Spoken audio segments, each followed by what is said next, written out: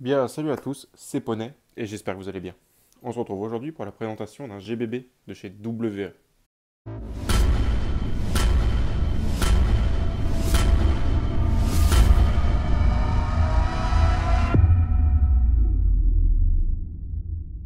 WE nous propose aujourd'hui la réplique de l'XDM 3.8 dans sa version en 45 ACP.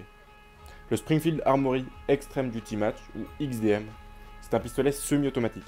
Il est conçu pour remplacer le HS-2000 auprès des forces de police croates. On retrouve également sous différentes tailles de canon, de 3,8 pouces à 5,25. Et on le retrouve dans une version standard, compacte, comme celle-ci, et compétition.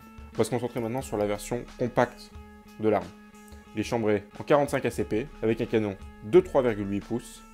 Elle va peser 765 grammes à vide. Son chargeur va pouvoir contenir 9 cartouches. Et enfin, l'arme va être trouvée en coloris noir ou en coloris biton, noir et dark. On va maintenant passer à la réplique de WE. Elle est composée, elle, d'un plastique assez dur pour le corps et pour le talon de chargeur, et d'une culasse et de contrôle en métal. On va également la retrouver en coloris noir, ou alors, comme ici, en coloris biton, noir et dark. La culasse, elle est composée de métal, et reçoit donc les marquages 45 ACP, compact, 3.8. De l'autre côté, un numéro de série unique, numéro de série qu'on va également retrouver sur la chambre, accompagné de match et de 45 ACP. Les organes de visée, ce sont simplement 3 points blancs. Ça permet une prise de visée rapide et efficace. On retrouve également à l'arrière de la culasse un témoin de chargement. Lorsqu'on va armer la culasse, le témoin de chargement va sortir et au moment du tir, il va rentrer. Également, au-dessus de la culasse, on va retrouver un extracteur, juste ici. C'est une pièce qui ne sert à rien sur la réplique d'Airsoft, mais bon, c'est une pièce à part entière. Voilà.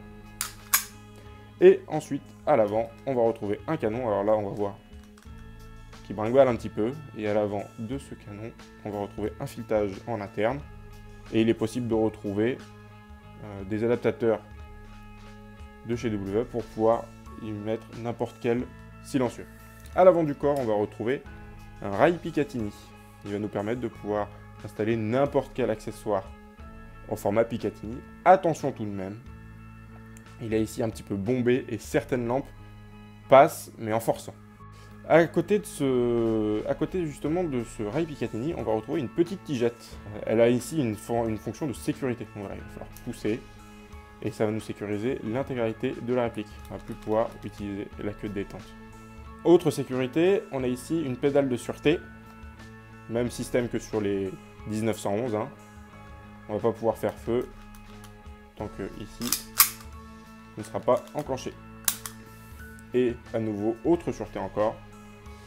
Un peu comme sur les Glock, une double détente. Voilà. Tant qu'on n'aura pas pressé cette double détente, la détente ne pourra pas fonctionner.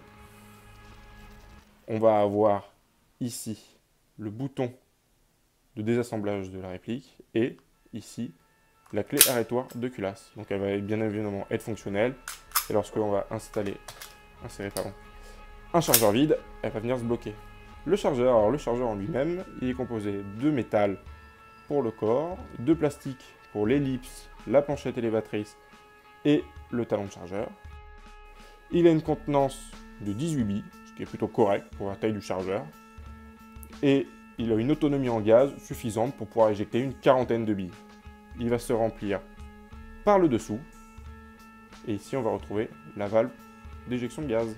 Alors, pour venir démonter la culasse et donc pour régler le hop-up, on va devoir enlever le chargeur. C'est plutôt compliqué la première fois. Il faut venir actionner et puis voilà, maintenir la pièce ici, faire un mouvement de va-et-vient avec la culasse. Et donc là, on a la culasse, donc la tige guide avec le ressort.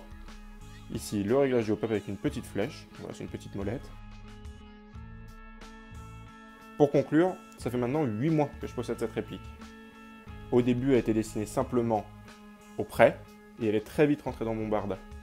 J'ai vite compris son efficacité première, et c'est la résistance au froid.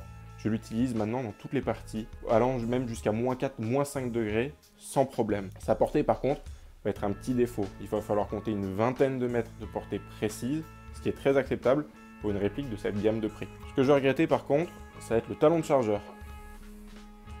Ici, il va empêcher le bon remplissage en gaz du chargeur. Il faudra donc à chaque fois l'enlever. Pour l'enlever, il va falloir tirer cette petite pièce, et voilà, il pourra l'enlever. Là, on va pouvoir remplir, sinon ça va bloquer les bouteilles de gaz, et donc on ne pourra pas remplir correctement. Ça, c'est plutôt mal pensé de la part de WE. Bon, ça se fait très bien, mais voilà, il faut le faire à chaque fois. Bon, on oubliera par contre rapidement ces points négatifs, simplement lorsqu'on va entendre cette réplique. C'est une réplique avec un kick et un bruit qui est hallucinant. Il va faire vider des pièces simplement avec son bruit.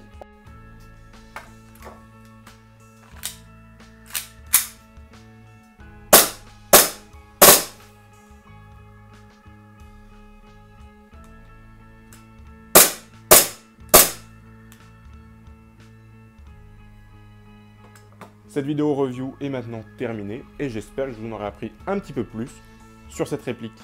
Il ne me reste plus qu'à vous remercier et jouez bien!